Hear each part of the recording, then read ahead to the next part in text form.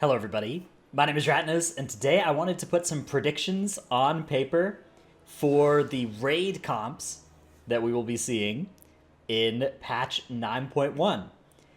So I'm going to use a tier list to do this, to put my predictions here, but I want to stress that this is predictions for what I think will be in the top-end Mythic Raid metagame.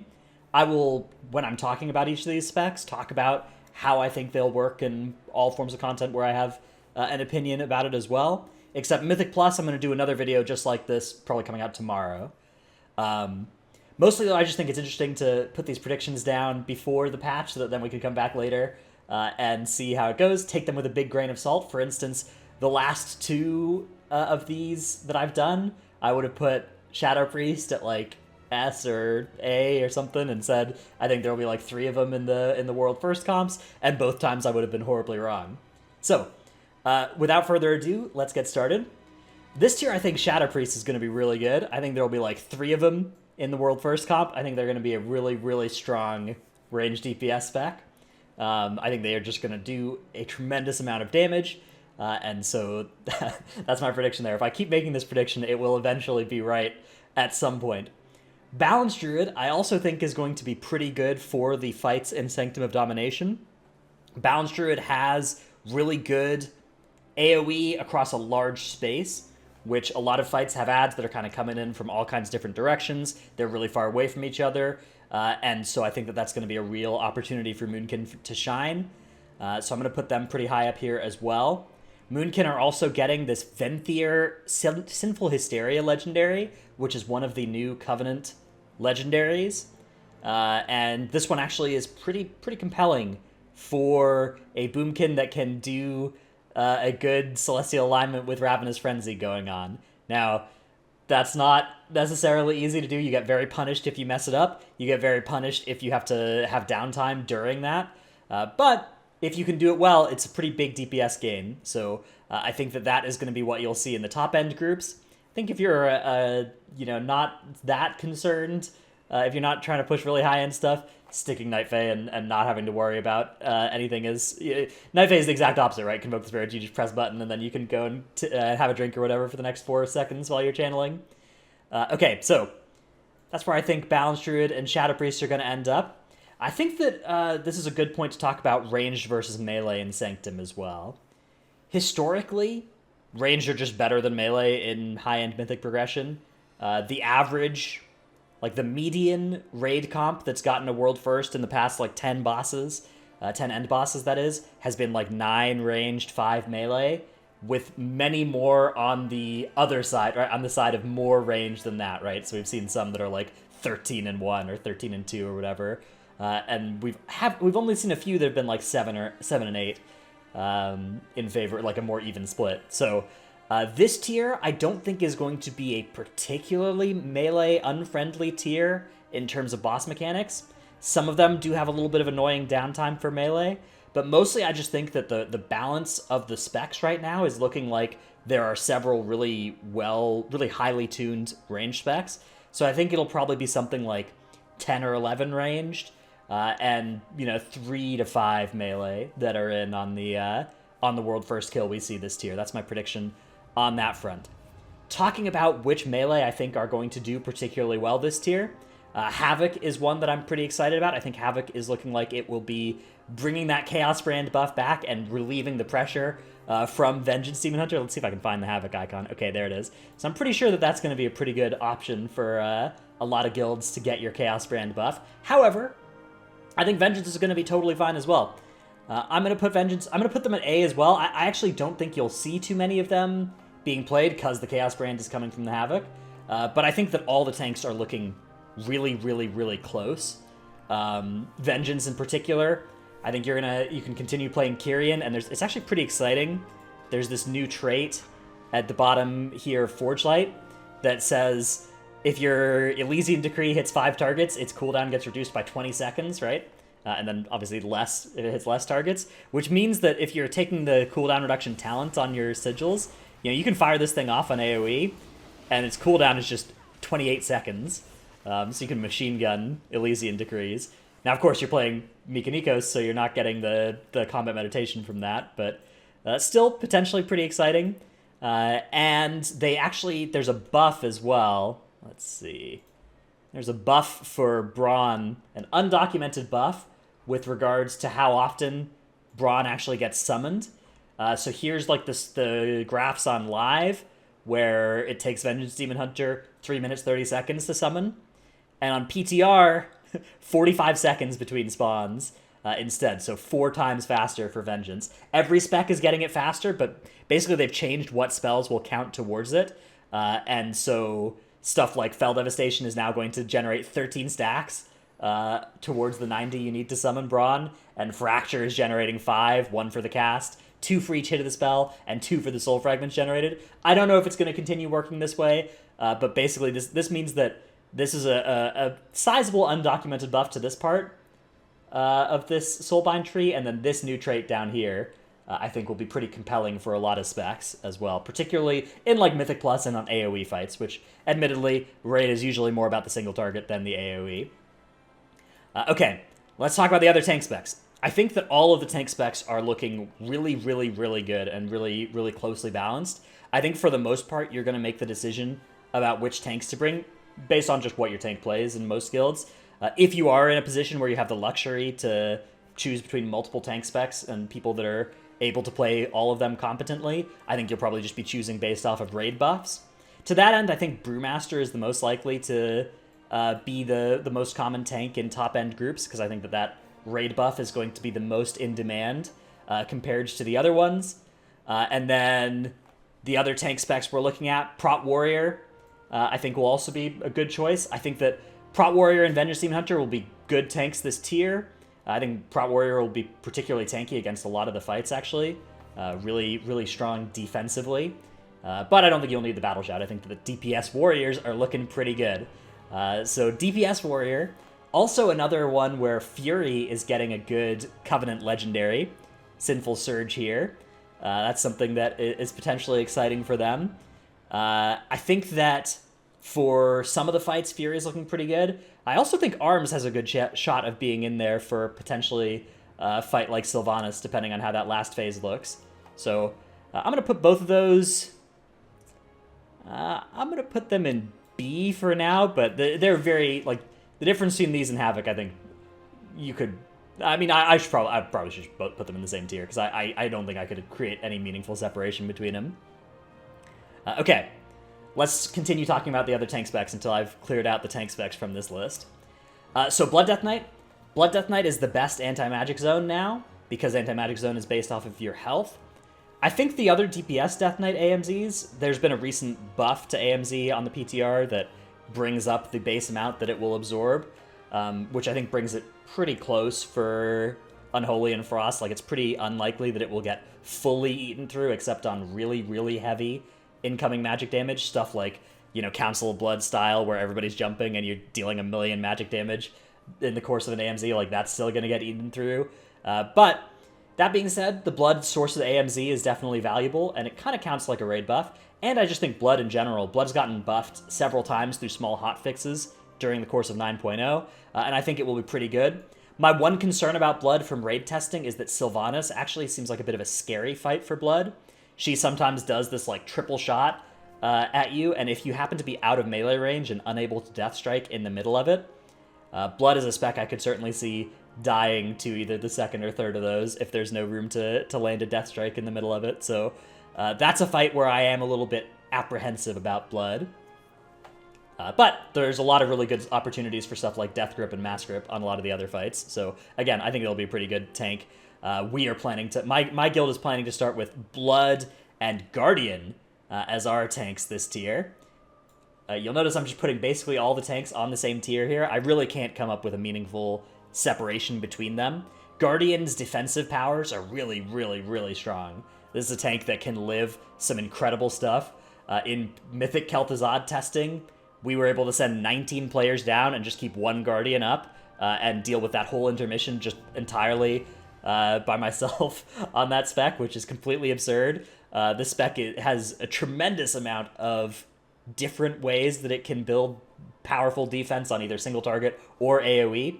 It doesn't bring a useful raid buff, which means that I think that If you need something like Mystic Touch, if you need something like Chaos Brand or Battle Shout, like those will be more valuable.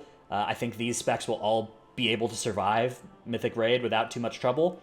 But Guardian, if you have those raid buffs covered, it's a really exciting tank to bring just to be able to live almost anything. And then Prot Pally. Prot Pally, the last tank here. Prot Pally is a tank that I would be pretty scared about playing, but I actually don't think it's bad. It brings a lot of extra damage, and bops and actually spell warding as well, potentially this tier. Have a few spots that I'd be pretty excited about getting access to them. But Prot Pally is a tank that I think that over the course of like 200 pulls of raid progression, with the same level of skill on a Prot Pally versus on like a Guardian or a Brewmaster, I think it's really hard to avoid dying unexpectedly more times, in a similar way to like Blood DK. Like I'd be pretty apprehensive about playing this on Sylvanas for instance, and taking the triple shot there. That's the kind of thing where like really need to make sure that I have stuff ready for that, especially if I'm out of my consecration or whatever. So I don't think it's a bad choice at all. I think that it's a spec that will reward you with extra damage as well when you do play it well. I think that it is very close to the other tanks, but it's the only one that I think I can maybe put a tier below the others. Okay, that's tanks taken care of. I've thrown a couple of ranged and melee up on this list as well. This is being done in a pretty unorganized fashion, but we're following my train of thought here. Let's talk about the DPS Death Knights, because that's what I notice here as my next buttons I can click. So DPS Death Knight was really good this last tier, right? We saw millions of Unholy. We saw 6 melee spots. Of them, 4 of them were Unholy and World First. Obviously, the lower down guilds you got from there, that became less because you just had less people that had Unholy Death Knights ready. But a lot of guilds that I saw, even down to like World 1000, were playing stuff like double Unholy, if they could get their hands on it. I think this tier, Unholy and Frost, will both be probably about equally good as each other. The AMZ that they're bringing and Death Grips have pretty good utility on a couple of the fights, and I think that a Death Knight that's capable of playing both will be a good credit to a squad, and probably worth one of those flex melee spots if you have a good one on the roster. But I don't think that Death Knight will be a required DPS to bring. I think that it will be possible to field a raid group without Death Knights. So I'm going to throw both of these in that B tier, and yeah, it's a prediction here of like 0 to 1 DPS Death Knights in most top comps. With, the lower, as you get lower down, I think this will definitely be a spec where, hey, if your 2 best melee DPS, your 2 best DPS are Death Knights, you can bring both of them. You're not going to be punished because of that. On a similar note, let's talk a little bit about Rogue. Because Rogue in Castle Nathria, it was one of the hardest tiers to play Rogue that we've seen ever. I think it stretched the farthest down from like World First that you were seeing these raid comps without any yellow. I don't think it will be that bad this time, but I also would probably expect that Rogue is not going to be a required spec. There's nothing that it's bringing that's particularly important. The immune, stuff that Rogue used to be really prized for has kind of shifted out of the raid design, and unless there's something on a particular fight, particularly on a fight like Sylvanas or Kel'Thuzad, that can be immune for profit, I don't think there's going to be a huge incentive to bring rogues in particular, so I think you'll just be bringing them if you've got a good rogue in your team, if they're doing good damage for a certain fight. Of the rogue specs, I'm more excited about Outlaw for AoE style fights, for cleave style fights, which there are a few fights that spawn 4 or 5 adds every so often where Outlaw I think will be pretty effective. And Assassination, pretty good single target. One nice thing that both Assassination and Unholy have going for them is on these Sanctum fights where you lose uptime on the boss, these are 2 melee specs that lose the least damage when they have to run away from the boss, because a lot of their damage is from pets or from ticking dots that are just going to continue being effective even while they're at range. And Clawing Shadows if you're playing Unholy, and you're playing that as well. Subtlety is a spec I'm a little bit more worried about. I don't think that there's going to be a real opportunity for like the Subtlety niche of burst damage or like funnel that is really going to come together. Subtlety used to be really, really good at funnel to the point that if there was ever like unimportant or semi-important ads and a really important main target, you would just bring them. But that capacity of theirs got nerfed a lot after patch 8.1. And since then, they're kind of in this spot where in Raid, you would only really want to use them for that if there was something really, really good for their design. Something like Zool, right? If they made Zool again, you would continue to play Subtlety for it. But so far from the raid testing we did, none of the fights seemed like they were that important. However, you could tune some of the numbers on them to maybe make it like that. I'm gonna put Sub over in C for now, though. Okay, so that's Rogues taken care of. Let's see, we got all the Death Knights up there. Let's talk a little bit about Hunter. So Hunter is getting a legendary bow. They're getting a cool, unique cloak thing. But the damage tuning for Hunter, since the Wild Spirits nerf / bug fix, has not been particularly compelling. Kyrian actually looking like a pretty strong option for them. I'm actually pretty excited. I'm pretty excited about Survival in Mythic Plus. You'll hear me talk a little bit about that tomorrow. I'm pretty excited about the damage that they can put out there. Survival does this massive uncapped AoE damage. And they work really well with this trait where their Resonating Arrow can be down to a 40-second cooldown, so you can get, you can just start really popping off with them and have like every bomb, or not every bomb, but you can have such a high percentage of your bombs be in your Resonating Arrows. So that's something that I'm pretty excited about for Mythic Plus. But for single target in particular, Survival is not a particularly high damage spec. There have been 2 buffs to Survival single target recently that bring them, I think, close to into line with the Sims for the other specs, but they are a melee spec, and a fragile melee spec at that, so I think that they're going to have trouble fighting for that raid spot. But I do think that this tier, again, better than Castle Naftray, where if you have a good Survival Hunter, I think it'll be much more easy to justify bringing them. I'm still going to throw them in C for now in this, but I don't think that they're that much worse than the other Hunter specs, unfortunately. I think that that BM also probably has to go up here and C. I think BM's damage not looking particularly hot, and they do bring nice mobility, right? That's always the advantage of BM, is that they get the best of both worlds, right? They're like melee and like ranged, in that they don't have any of these cast times, but they do get to stand away from the boss while hitting it. But their AoE is localized around their pet, which means that on fights where there's rather big AoE coming around, it's kind of hard to be effectively hitting the targets from what I've seen in Sanctum for a spec like that, and just their damage numbers are looking kind of low. Marksmanship I don't think is faring that much better, though. I'm going to put them in B, but I would say that this is like a 0 to 1 spec, maybe closer to 1 than 0.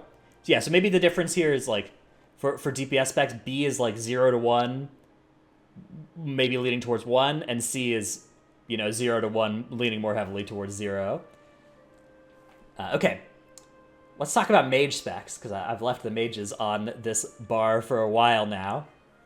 Mage, I am pretty confident. So, okay, you're always playing one Mage in any somewhat competitive raid comp. You're always going to bring the one Mage for Arcane Intellect.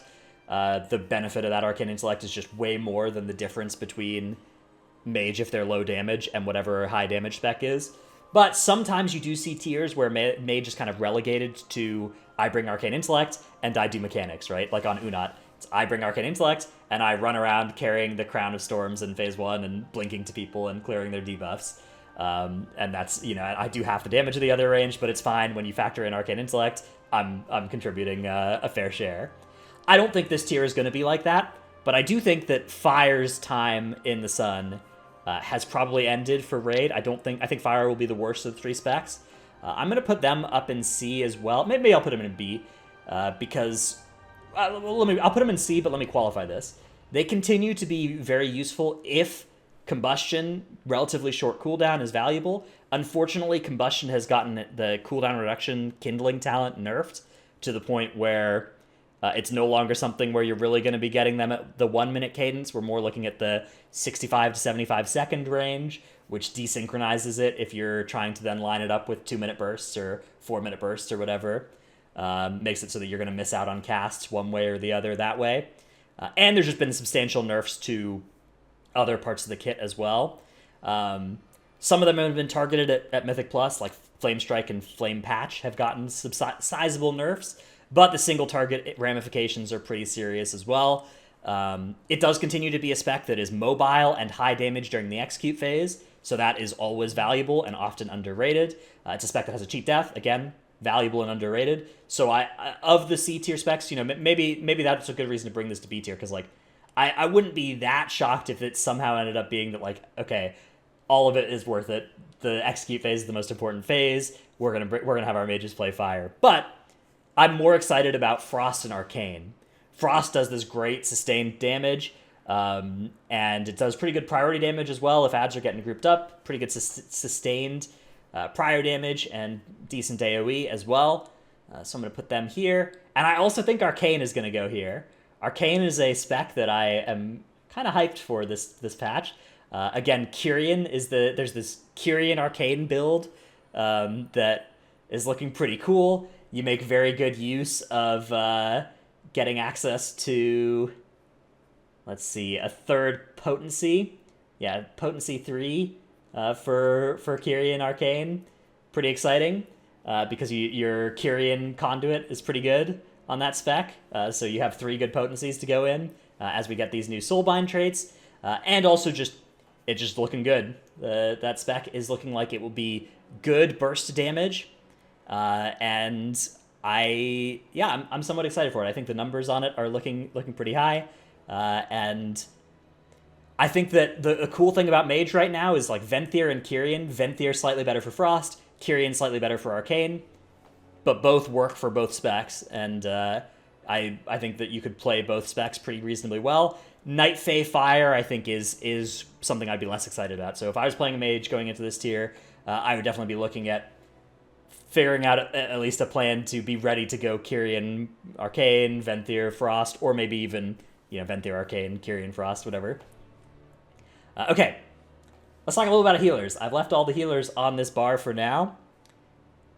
Historically, for the past 4 years, there have been 2 healer specs that have been in almost every raid kill. That has been Discipline Priest and Holy Paladin. That is because these are healing specs that contribute a lot of damage and also contribute damage while doing their healing as well. It's not something where you have to choose between healing casts and damage casts. It's like your damage casts are part of your healing rotation. And these are 2 specs that have damage reduction raid cooldowns, which are really, really potent. They scale with the incoming damage, and they are much more irreplaceable, right? The combination of 1 damage reduction cooldown and 1 healing throughput cooldown is really powerful, whereas the combination of just 2 healing throughput cooldowns is a little bit less exciting. They don't multiply together quite as well, and they don't prevent one-shots and random deaths quite as well. So those factors remain unchanged. Holy Paladin's got a couple nerfs coming in 9.1, but I don't think they are going to hit it too hard. I believe that these are going to be the premier healer specs in the patch, in high-end raid comps. I think that of the 4 or 5 healers in a fight, 3 or 4 of them are going to be from these 2 specs. That last healing spot, I think most likely will be the Resto Shaman. Resto Shaman, able to put out a little bit of damage while healing, but also just has a lot of good utility on progression. The way their mastery works really nicely on progression in particular. Spirit Link Totem is actually also a damage reduction cooldown and is a uniquely powerful cooldown. It's even better than Barrier and Devo and stuff. It at preventing loss of life, there's really nothing that holds a candle to Spirit Link Totem. So I would say that one of those is probably a pretty good bet for what that last healer spot will be. The other healers, you've got kind of throughput monsters. They've buffed throughput for several of these other healers, for Holy, for Mistweaver, and for Resto Druid. But I don't think throughput is going to be the resource that you're bottlenecked on for healing. I think it's going to be how much damage are the healers bringing, how much damage reduction, right? What mechanics are they allowing us to survive? And so I think that for the high-end teams, that's going to be what makes the split between the healers that see a lot of play and the ones that it's like, hey, I mean, there will be some high-end guilds that just play because they have an insane Mistweaver or whatever. They'll play a Mistweaver. Holy is getting a cool new ability with Symbol of Hope, where it reduces everybody's defensive cooldown when it's used. It's pretty exciting. Might be worth looking into, but I'm gonna have to see it to believe it before I think that anything is gonna shatter this Holy Paladin Disc Priest meta. So I'm gonna throw the other healer specs around like this for now. you could put them into either of these two tiers, and I don't know enough about healers or have too much of a insight to make that determination either way. So that's a little bit less of a, this is more of just a gut feel in which of these two tiers each of these specs belong. Okay, what are we missing here? What are we missing? Elemental Shaman. Okay, Elemental Shaman. This is a spec that I'm actually, again, reasonably excited about, reasonably interested in. It does pretty good when there's a bunch of adds coming from far away in the fight. Throw some Flame Shocks on them, even more damage into your primary target. Pretty cool. So I think that'll work out nicely on a couple of the Sanctum fights. And their damage is also just looking pretty good. So I think that I'll put them, like, this is like bottom of A tier, top of B tier, in terms of how likely I think they are to see raid play. I would say this is in like the 0 to 2, maybe, zone. Ret Pally is actually another spec I'm pretty excited about. I'm going to put these guys up in A as well. We played a Ret Pally on Sire, and it was, I think, actually pretty underrated, pretty powerful spec on that fight. But I'm even more excited about it going into this tier. They're Kyrian Legendary. My understanding is that's pretty exciting for them. Gives them a bunch of extra holy power this thing. And their damage looks pretty strong, so I'm reasonably excited about them. Let's talk about Windwalker. Windwalker's single target doesn't look particularly hot, but their burst AoE, very compelling, very useful if you want to bring somebody who's like a burst AoE specialist, just takes care of the burst AoE, and then the rest of the fight handled by everybody else. Windwalker reasonably good at that. Windwalker also brings Mystic Touch, so if you're not bringing a Brewmaster, you're not bringing a Mistweaver, they're a good source of that. I'm going to throw them in B right now. I think that the best way to bring Mystic Touch is probably going to be Brewmaster, but my guild is planning to do it with Windwalker, right? So I don't think it's unthinkable to play them. Particularly, you got a good Windwalker on your roster, which we do. That's something that we are gonna. Our starting plan is to do that. Although we are ready to audible to lob the Windwalker and play the Brewmaster instead. So with that, we've thought about this. That's our current thinking as of right now. But yeah, anemic single target and good AoE, and there's quite a bit of adds in a lot of these fights where I think that a well-played Windwalker will probably be able to carry their weight. There is a bit of a history for fights where you bring somebody with anemic single target to just deal with all the AoE bursts that happens and let everybody else play single target builds. Okay, I've left a couple specs here. Feral Druid and Enhancement Shaman. These are specs that there's been some good damage news, particularly like for Enhancement I've seen, but these are fragile melee specs that don't bring a raid buff, that are melee in a world where there's not too many melee spots in the top end, that are only getting 252 weapons and not 259 weapons, and so the heroic equivalent as well. Their heroic weapons are worse than other specs, which can get to something high number, 246 heroic weapons from the last two bosses. These two specs will be on 239s, and that's kind of unfortunate. Actually, I think they might have put a polearm in, so maybe we're okay on that front. Or there's a polearm with a unique effect, but it's not high item level.